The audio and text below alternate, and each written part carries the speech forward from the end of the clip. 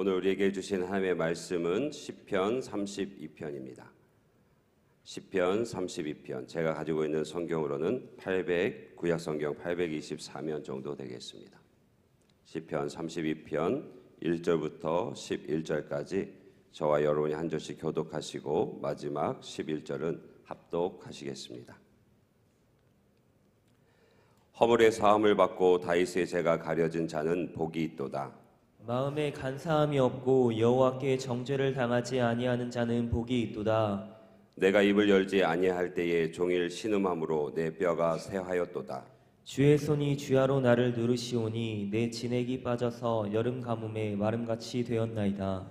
내가 이르기를 내 허물을 여호와께 자복하리라 하고 주께 내 죄를 아뢰고 내 죄악을 숨기지 아니하였더니 곧 주께서 내 죄악을 사하셨나이다. 셀라. 이로 말미암아 모든 경건한 자는 주를 만날 기회를 얻어서 주께 기도할지라. 진실로 홍수가 범람할지라도 그에게 미치지 못하리이다.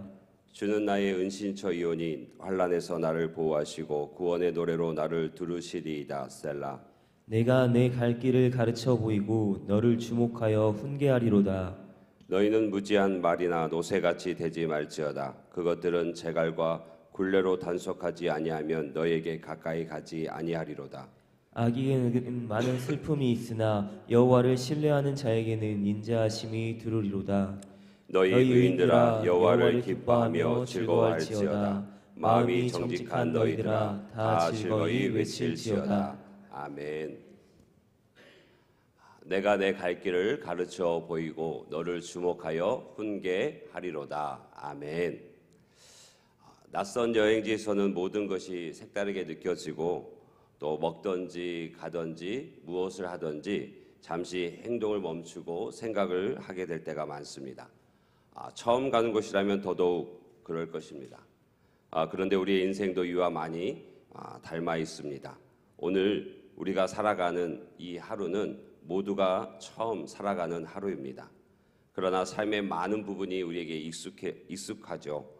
하지만 코로나19 팬데믹을 예고 없이 경험한 우리는 갑자기 어느 순간 우리의 모든 일상이 멈춰진 것을 경험했습니다. 그 3년에 가까운 세월을 생각해 보면 전혀 익숙하지 않고 또 두려움마저도 우리 가운데 있었습니다. 무엇을 해야 할지, 무엇을 하지 말아야 할지도 몰랐습니다. 이렇듯 연습 없이 실전으로 단 한 번의 기회가 주어진 우리의 인생입니다. 또 잠시도 기다려주는 법이 없이 빠르게 지나가는 것이 우리의 인생입니다. 때로는 그 인생길 가운데 매우 당황스럽고 두려움에 짙은 먹구름이 들이우기까지 한 치 앞도 내다볼 수 없는 것이 우리의 인생입니다. 그렇다면 우리는 더더욱 누군가의 안내가 필요하고 도움이 절실할 것입니다. 그 안내자가 신뢰할 수 있는 분이고 그의 가르침이 오류가 없다면 우리 인생의 걸음을 맡기기에는 충분하실 것입니다. 아니, 꼭 붙잡아야 할 것입니다. 제가 축복했던 시편 32편 8절의 말씀을 우리말 성경으로 한번 보면 주께서 말씀하시기를 내가 너를 지도하고 내가 가야 할 길을 가르치며 너를 내 눈으로 인도하리라 라고 말씀하고 계십니다. 여러분은 주님의 인도하심을 따를 준비가 되어 계십니까? 요한복음 10장 27절 28절의 상반절은 이렇게 주님은 말씀하고 계십니다. 내 양은 내 음성을 들으며 나는 그들을 알며 그들은 나를 따르느니라. 내가 그들에게 영생을 주노니 영원히 멸망하지 아니할 것이요. 아멘. 여러분과 제가 예배하는 그 주님을 신뢰함으로 그 말씀을 듣고 가슴에 새겨 우리 인생의 걸음을 옮겨가기를 주님의 이름으로 축복합니다. 오늘 우리가 함께 읽은 본문의 주인공은 주님을 신뢰함으로 또 주의 말씀을 깨달음으로 인생의 발걸음을 다시 옮겼던 주님께로 다시 인생의 걸음을 옮겼던 다윗입니다. 진정한 복의 주인공이 되었고 또 가장 큰 복을 받음을 오늘 함께 나누고 있습니다. 오늘 시편 31편 우리가 함께 읽었는데 그 이름 앞에 다윗의 마스길이라는 작은 글자가 쓰여져 있습니다. 마스길이라는 뜻은 교훈 또는 가르침이라는 뜻을 가지고 있습니다. 다윗이 이 시를 통해서 우리에게 알려주고 싶어 했던 교훈이 무엇인지를 함께 찾아보고 그 속에서 또 우리가 행할 바가 무엇인지를 결단하는 귀한 시간이 됐으면 좋겠습니다. 우리는 다윗의 이야기를 잘 알고 있습니다. 자신의 부하들은 모두 전쟁에 나가 있는 상황 속에서 왕인 다윗은 한가로이 왕궁을 거니다가 한 여인의 목욕하는 장면을 보게 됩니다. 그 여인의 이름은 밧세바였고 다윗은 그 여인과 간음죄를 저지르게 됩니다. 그리고 그 여인의 남편이자 충신인 우리아를 결국 죽게 만들어버리고 밧세바를 차지하게 됩니다. 그런데 다윗은 하나님 앞에서 간음과 살인죄라는 큰 죄를 범하고도 약 1년 동안 회개하지 않았습니다. 하나님께서는 그 기간 그를 정죄하였습니다.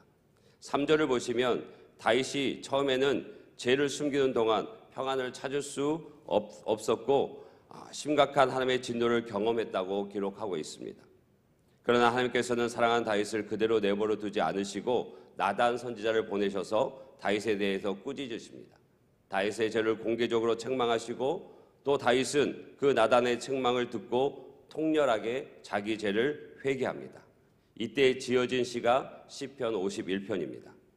하나님께서는 진정으로 자기의 죄를 고백하여 회개하는 다윗을 용서해 주셨습니다. 이러한 과정 속에서 다윗은 자기의 죄를 숨기지 않고 있는 그대로 죄를 고백하고 진심으로 회개하는 것이 용서받는 유일한 길임을 깨달았습니다. 다윗은 자비로우신 하나님께서 자기 죄를 뉘우치고 회개하는 자에게 은혜를 베풀어 주신다는 것을 알게 되었습니다. 오늘 우리가 함께 읽은 시편 32편을 바로 회개한 이에게 베푸시는 그 용서의 은혜를 경험한 다윗이 그 은혜에 감사해서 그 구원의 기쁨을 고백하고 있는 시입니다.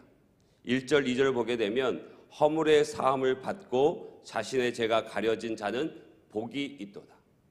마음에 간사함이 없고 여호와께 정죄를 당하지 아니한 자는 복이 있도다라고 얘기합니다. 누가 복이 있다고 말하고 있습니까? 다윗 자신이 복이 있다 얘기하고 그 다윗은 회개하지 않았을 때의 그 고통 속에 있다. 하나님의 말씀을 통해 깨달음을 얻고 또 자신이 온전히 주 앞에 회개하며 나아갔을 때 하나님께서 허락하신 그 용서의 은혜를 입은 자신이 복이 있다라고 얘기합니다. 그 복이 우리 가운데 있기를 주의 이름으로 축복합니다. 다윗은 혼자서 그 기쁨을 누리는데 멈추지 않았습니다. 그는 시편을 적어서 많은 사람들을 구원의 기쁨으로 초대하고 있습니다. 왜냐하면 하나님께서는 숨기지 않고 죄악을 진심으로 고백하는 모든 사람들의 기도에 곧 응답해 주시기 때문에 그렇습니다. 하나님께서는 오늘도 회개하는 우리에게 갈 길을 보이시고 인도하여 주실 줄 믿습니다.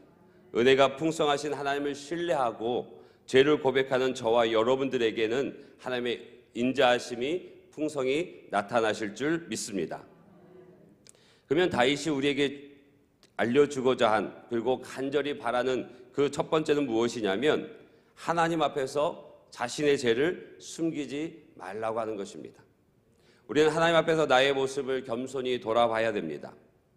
1, 2절 우리가 살펴보았듯이 다윗은 자기 죄를 자백하고 하나님의 용서를 체험했을 때 그 복을 얻었다라고 자신 있게 말하고 모두가 그 복을 받기를 원하고 있지만 그 이전에는 자신의 죄를 깨닫지 못했었고 그 안에 하나님의 정죄함 속에 있었습니다. 다윗이 밧세바를 범하고 범죄한 후에 1년이 지나서야 나단 선지자의 지적을 받고 회개하게 됩니다.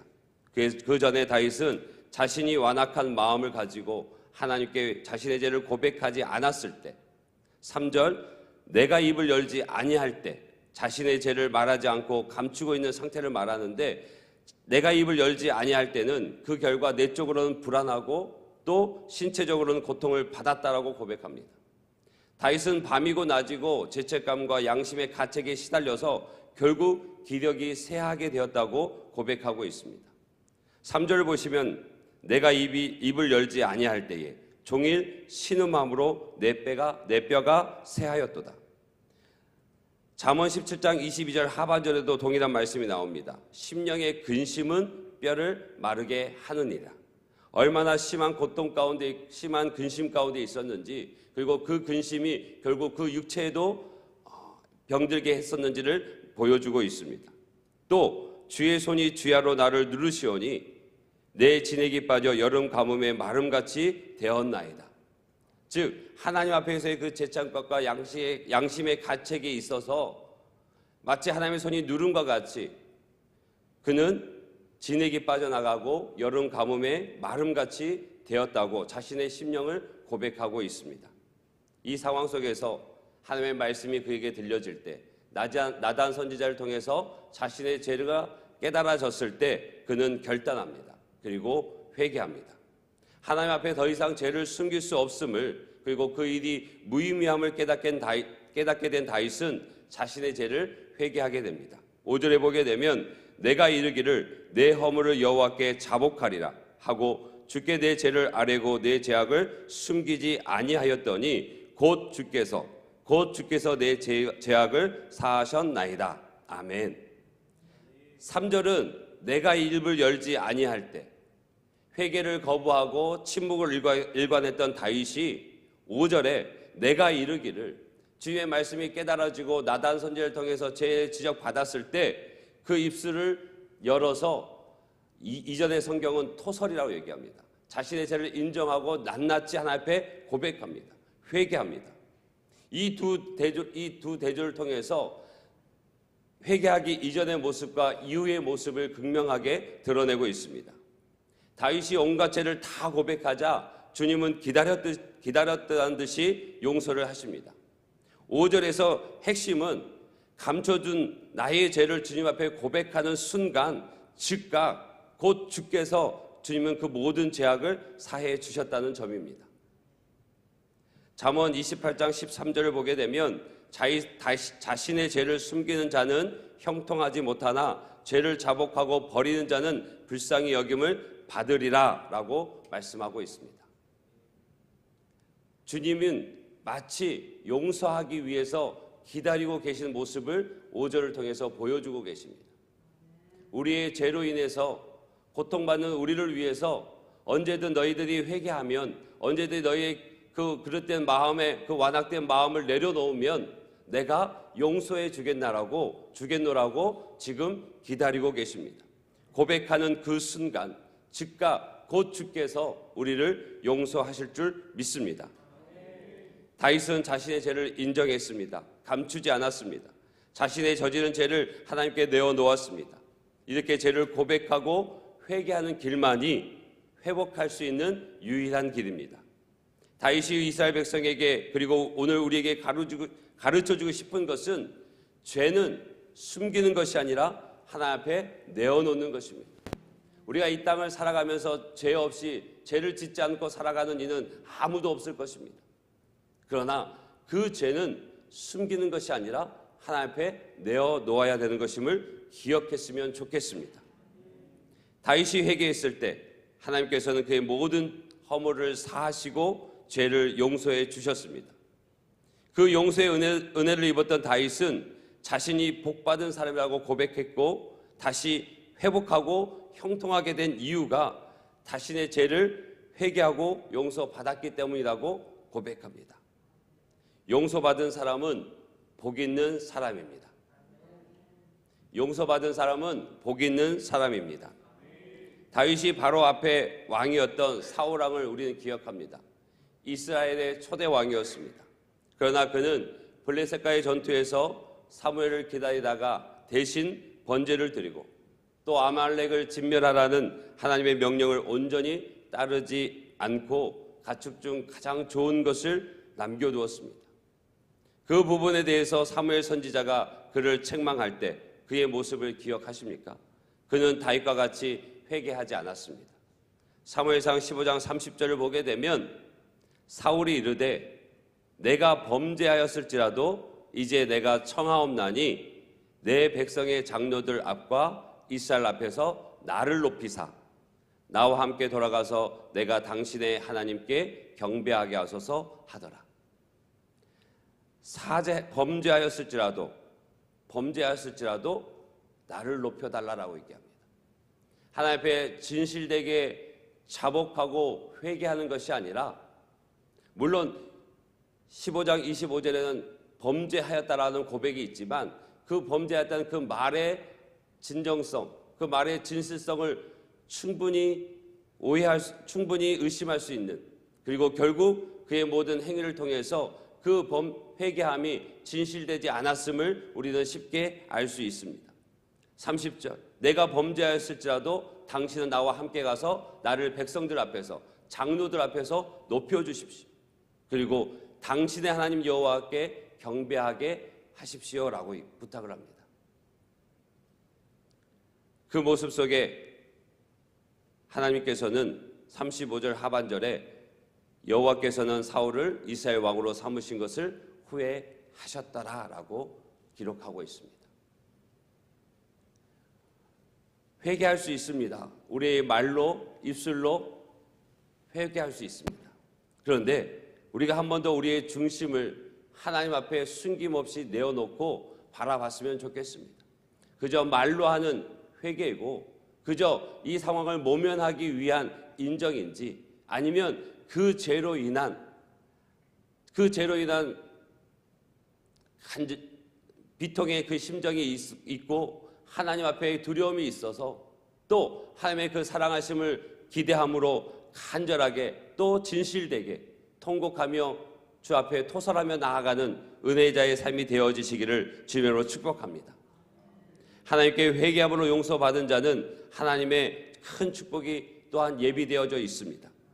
자신의 체험을 6절에서 나누고 있습니다. 이로 말미암아 모든 경건한 자는 주를 만날 기회를 얻어서 주께 기도할지라. 진실로 홍수가 범람할지라도 그에게 미치지 못하리이다.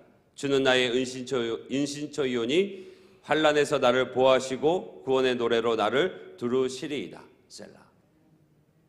모든 경건한 자, 즉 자신의 죄를 고백하는 자들은 곤경의 때에 주를 만날 그 기회에 주님께 기도하면 인간이 감당할 수 없는 무서운 재난, 홍수 속에서도 안전할 것이고, 주님은 그 홍수 속에서도 그들의 은신처가 되고 그들을 보호하시고 둘러싸실 것이다 약속하고 계십니다. 저와 여러분이 오늘 이 순간 예배하는 하나님은 우리의 어떤 죄도 하나님 앞에 진실되게 내어놓는다면 용서하시고 기억하지 않으시는 분이십니다. 죄를 고백하지 않는 악인들에게는 고통이 끊이지 않습니다. 죄를 고백하며 주님을 의지하는 자에게는 주님의 인자하심이, 주님의 그 헤세드가 둘러싸게 될 것입니다. 10절을 보면 악인에는 많은 슬픔이 있으나 여호와를 신뢰하는 자에게는 인자하심이 두드리로다라고 얘기하고 있습니다. 주의 말씀 안에서 우리의 삶의 모습을 돌아봤으면 좋겠습니다. 정말 바쁘게 살아가고 정말 중요한 것을 쫓아 걸어가고 있는 우리의 삶의 모습인데, 정말 한 번뿐인 이 인생, 우리를 기다려주지 않는 이 시간의 흐름 속에서 정말 우리가 바른 길을 걷고 있는지, 주님 앞에 해결해야 될 문제들을 해결하고 달려가고 있는지를 돌아봤으면 좋겠습니다. 다윗이 11절에서 의인들아 여호와를 기뻐하며 즐거워할지어다, 마음이 정직한 너희들아 다 즐거이 외칠지어다라고 주님을 찬양하고 그 주님을 찬양하는 그 자리에, 그 일에 함께 우리를 초대하고 있습니다. 그 초대의 대상들이 의인들입니다. 마음이 정직한 자들입니다. 그리고 1절, 2절에서 얘기했던 복 있는 자들이고 6절의 모든 경건한 자들입니다. 이들의 공통점은 하나같이 예외 없이 주님께 자신의 죄를 고백한 자들입니다. 그들이 기뻐하고 즐거워하고 즐거이 외칠 것이다라고 얘기하고 있습니다. 이러한 모습은 죄의 용서를 받은 사람이 누리는 혜택입니다. 바라기는 저와 여러분이 여호와를 기뻐하며 즐거워하는 주인공이 되어지길 주님으로 축복합니다. 우리 모두가 다 즐거이 외치는 주의 날이 되어지기를 간절히 소원합니다. 다윗은 자신의 죄를 숨겼을 때 고난을 겪었고 주께 죄를 고백했을 때 죄 사함을 받았다는 체험을 통해서 죄를 용서받으려면 주님께 우리의 모든 죄와 허물을 다 털어놓아야 한다고 간절히 이야기하고 있습니다. 허물을 드러내야 가리움을 받습니다. 감추면 가리움을 받지 못합니다. 우리의 죄, 우리의 잘못을 드러내야, 하나님 앞에 드러내야 용서를 받고 주님의 은혜로 가려짐을 보게 될 것입니다. 주님은 어떤 죄라도 용서할 준비가 되어 계신 분이십니다. 여러분, 신년의 담임 목사님을 통해서 우리는 112를 결단하고 시행하고 있는 줄 믿습니다. 우리가 버려야 될 한 가지, 그것이 무엇입니까? 그리고 우리가 반드시 붙잡아야 될 그 한 가지는 무엇입니까? 그리고 우리의 입술에서 떠나지 않아야 할 것은 감사합니다, 사랑합니다입니다. 신년에 시작했던, 결심했던 그것을 연말까지, 그리고 주님 오시는 그날까지 이루어가는 저와 여러분이 됐으면 좋겠습니다. 우리가 반드시 버려야 될 그 한 가지는 죄이며 죄의 습성들입니다. 그리고 우리가 반드시 붙잡아야 될 것은 하나님의 말씀인 줄로 믿습니다. 그 말씀을 통하여서 깨달아진 우리의 삶의 모습 속에 하나님 앞에 드려진 죄의 모습들이 있다면, 감추어진 죄의 모습들이 있다면 주님 앞에 온전히 내어놓고 하나님께로부터 용서함을 받는, 곧 주께서 우리가 회개하는 그 순간 즉각적으로 우리를 용서하시기를 기다리고 계신 주님의 은혜를 덧입는 저와 여러분이 되어지기를 주님으로 축복합니다. 올해 예수님의 생애와 특별히 십자가의 고난을 기억하는 사순절이 며칠 전 22일 제2수요일로 시작되었습니다. 죄가 없으신 예수님께서, 하나님의 용서가 필요 없으신 예수님께서 죄가 많은 나를 위해, 하나님의 용서가 반드시 필요한 나를 위해서 하나님이시며 하나님의 아들이신 예수님께서 이 땅에 오셨습니다. 우리가 아직 연약할 때, 우리가 아직 죄인 되었을 때, 우리가 아직 원수 되었을 때에 예수님께서 우리를 대신하여 우리가 받을 죄의 형벌을 대신 십자가 위에서 죽으심으로 우리를, 저와 여러분의 죄를 용서하셨습니다. 이제 우리에게 주어진 일은 오늘 저와 여러분이 그 십자가의 사랑에 힘입어서 우리 자신의 감추어진 죄, 여전히 끊어내지 못하고 있는 그 죄를 인정하고 고백하고 회개하는 믿음의 사람으로 당당히 서시길 바랍니다. 복 있는 사람이라 고백하는 그 주인공이 되어지시길 주님의 이름으로 간절히 바랍니다. 우리 이 시간 함께 기도하겠습니다. 우리 이 시간 함께 기도할 때에 여전히 내 안에 있는 죄를 주님께서 깨닫게 하여 주시고, 또 주님 앞에 회개함으로 주의 용서함을 입는 은혜가 우리 가운데 임하게 하여 주옵소서. 믿음은 회개의 영과 분리될 수 없음을 우리는 잘 압니다.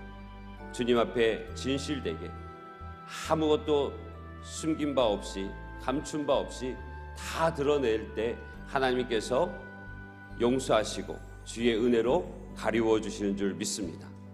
두 번째 기도 제목은 오늘 주의 날, 주의 성전에서 드려지는 모든 예배 위에 주의 임재와 역사, 치유와 회복, 구원의 큰 기쁨이 나타날 수 있도록 영화부에서부터 장년에 이르기까지 모든 예배 가운데 하나님의 은혜가 충만히 임할 수 있도록 우리 주의 이름 한번 간절히 부르고 이 두 가지를 위하여 기도하며 나아가겠습니다. 주여, 살아계신 역사하시는 아버지 하나님, 주의 은혜 안에서 믿음의 길 걷는 하나님의 사람들, 주의 은혜 안에 거하는 모든 주의 백성들 위해 하나님의 말씀을 통하여 깨닫게 하여 주심을 감사합니다. 우리는 하나님의 뜻대로 살아가며 주의 말씀 안에 있음을 다짐하고 또 그 안에 있기를 소망하지만 이 땅 가운데 죄악으로 가득한 세상 속에서 주시는 그 삶을 걸어갈 때 내가 알면서도 믿음이 약하여, 또 때로는 모르면서, 또 때로는 여러 가지 탈모로 인하여서 지은 죄악들이 내 안에 있음을 고백합니다. 그 죄악을 바라는 내 마음이 무뎌지지 않게 하여 주시옵소서. 주님의 말씀으로 깨달아지게 하여 주시옵소서.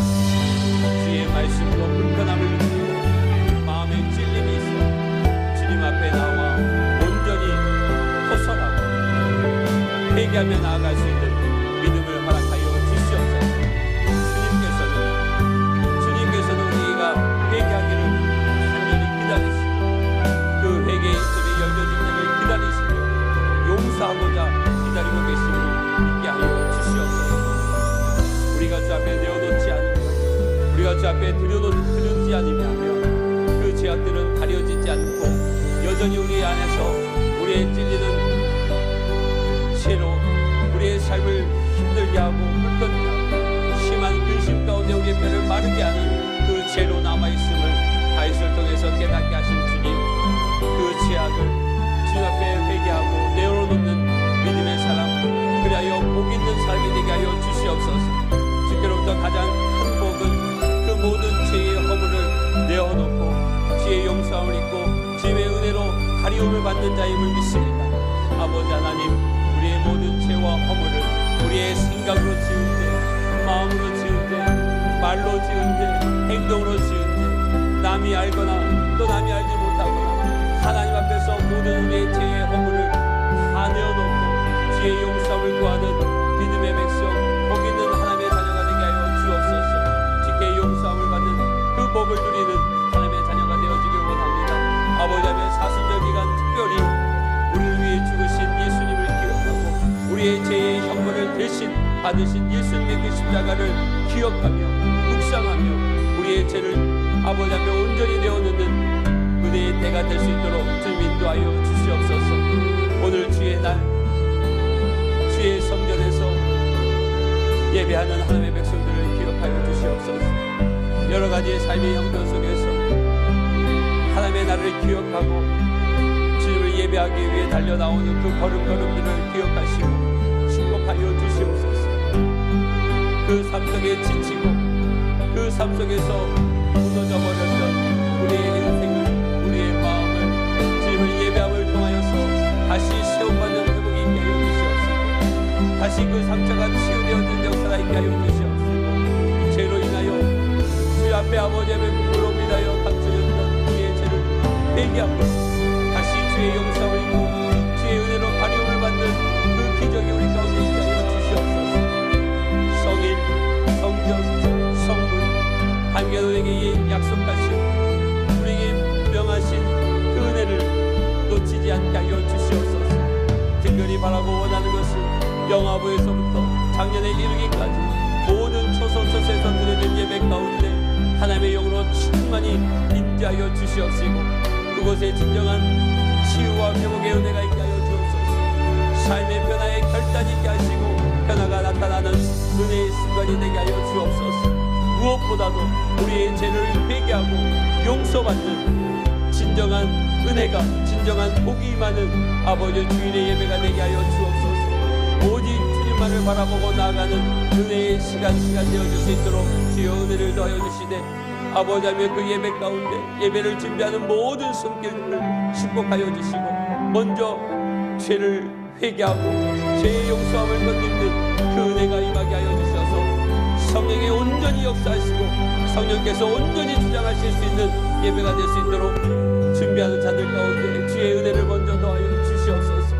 그리고 그 은혜를 사모하고 예배를 사모하고 나오는 모든 이들 그곳에 임하는 주의 성령으로 압도되어지고 온전히 주 앞에 그 마음을 열어 주 앞에 나아가는 하나님의 백성들 모든 예배의 그 순간이 되어질 수 있도록 축복하여 주옵소서. 그리하여 모든 주께로부터 용서함 받은 하나님의 자녀들이 여호와를 기뻐하며 즐거워하게 하시고 다 즐거이 주의 이름을 부르는 그 은혜가 축복이 우리 가운데 임할 수 있도록 역사하여 주시옵소서.